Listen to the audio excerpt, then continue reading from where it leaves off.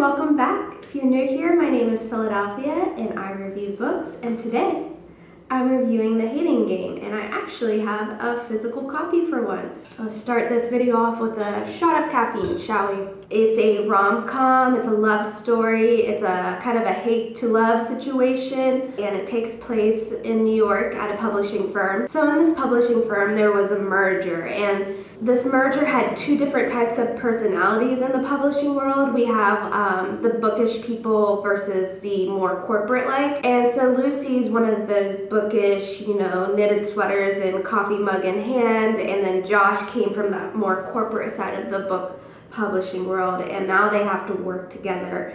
And they don't quite frankly get along. They rub each other the wrong way. There's some office tension and more like sexual tension through this whole book. But it's a love to hate, or it's a hate to love, maybe not, love story. And it is cute and cheesy, and it's not that predictable. I had to keep reading because there was about a million different ways the story could end, so I didn't know which direction the author was going to take. I was pleasantly surprised by the ending. So that's kind of a summary of the book. I definitely recommend if you're looking for a easy read that is a little lighthearted. I needed something to get me out of kind of a reading funk. I kind of read a difficult story during the week of the election, so I had like a bunch of misery coming at me last week, and this was kind of my nice palate cleanser. I don't typically read too many romance books just because I tend to be a little cynical on them, but this one was recommended to me and I actually enjoyed it. Now this is the part in the review where I'll tell you to pause if you don't want anything spoiled, but let's talk about what I liked about this book. The thing I loved about this book was that it was intoxicating. I couldn't put it down. I read this book in one day. I should have been doing a lot of other things, but I just couldn't stop reading this one. And it's been a while since I had one of those. Definitely recommend if you just need to escape reality for a bit, because this one was a page turner.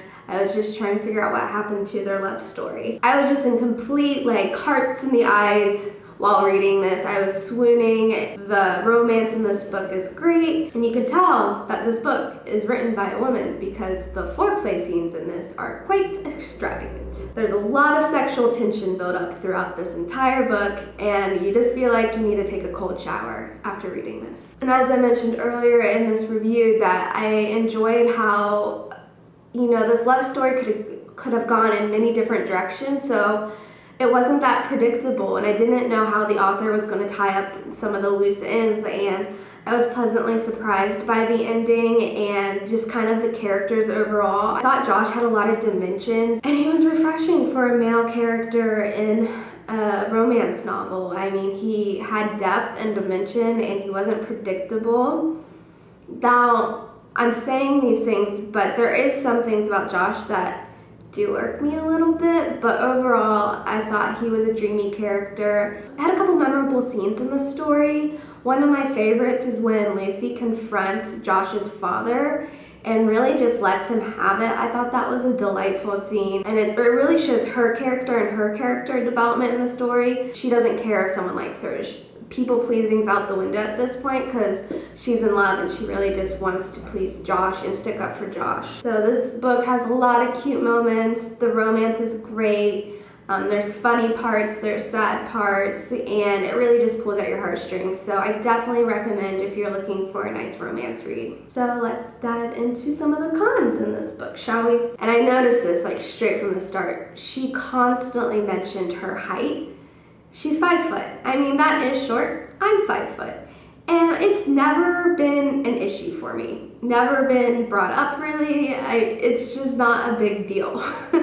But for her, it has been life-changing because it is brought up probably every other page. And I get that they are trying to build her character. I don't think it needed to be brought up 50 times how short she was. It didn't add anything. I found this book interesting because when I closed the book, I was 5 stars. It was a wonderful romance read. But the longer I sat with this book, the more red flags I saw in their relationship, the more I was like, this doesn't make sense. The hate to love situation has some problems to it.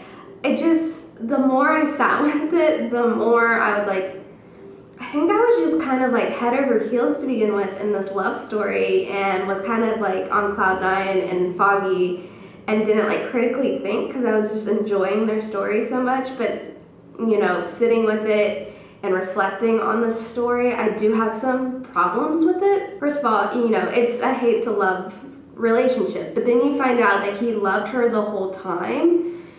Fine, whatever, love at first sight. The problem I have with that scenario is that he still reports Lucy to HR multiple times. I mean, that just doesn't make sense. If you love her, why would you report her to HR and potentially have her lose her job? I mean, I can understand like the banter just so you have an excuse to talk to her, but to go to the extent of like reporting someone to HR is kind of like a serious deal. That's not cute, and that's not loving, and that's not romantic. Because he never even hated her. It would make more sense if he hated her and then fell in love with her. But at the end, he's like, I always loved you. And it's slightly a toxic relationship, right? We should stop teaching our daughters that when boys are mean to you, that means they like you. And that's exactly what this is. And I'm like, it's 2020, why are we still pushing this narrative? If a guy treats you like shit, then that means he likes you. No. So I actually have a huge problem with that. He was a dick. I mean, that's a red flag. He's not even like emotionally ready to even have that serious of a relationship. And let's be real, this book seriously only focuses on like a span of 2 weeks. What are we, on The Bachelorette? So the longer I sat with this book, the more problems I had. So it was originally going to be a 5. Like, when I close a book, I instantly put it into Goodreads, my gut instinct of what I think the score is. After sitting with this book for a while, I can't give it a 5. The relationship has too many red flags. Some of it just doesn't make sense. It's a narrative that I don't feel comfortable with pushing. So I originally had it as 5. I'm gonna have to fix my Goodreads because I'm dropping it down to a 4. Probably if I sit longer, even like talking about it, I want to take it down to a 3 just because I think that relationship is toxic. But I think the book was enjoyable, so I'm going to keep it as a 4. But the longer I sit with their relationship, I'm like, oh, this isn't, I don't know if we need another one of these, like, it's like bad representation of a love story. I don't know if I can call it love. Like, it's only 2 weeks. Like, if anything, it's just infatuation. So I don't know how I feel about it now, honestly. I think it's a great, easy read, but I don't know how I feel about the relationship. Do I think it's gonna last? I don't know. I think he really needs to emotionally mature. So thank you for stopping by today and listening to me talk about The Hating Game. I'm still reading The Vanishing Half, and be honest with you, I'm only like 10 pages in, so I know after the end of every video, I'm like, I'm reading The Vanishing Half. I still haven't like really dived into it yet. I've just been like really not in the mood to read it. I don't know why. And then another book that I just downloaded today is The Simple Wild, or The Simply Wild.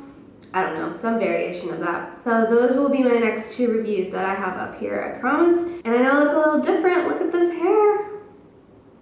I haven't been to a salon in a year. I just buy Overtone, and hopefully that stuff's not like completely toxic for your hair and like makes it fall out, because that's what I've been using since I'm too scared to go to the salons right now, and I've just been cutting it myself. So it's working for me, I guess.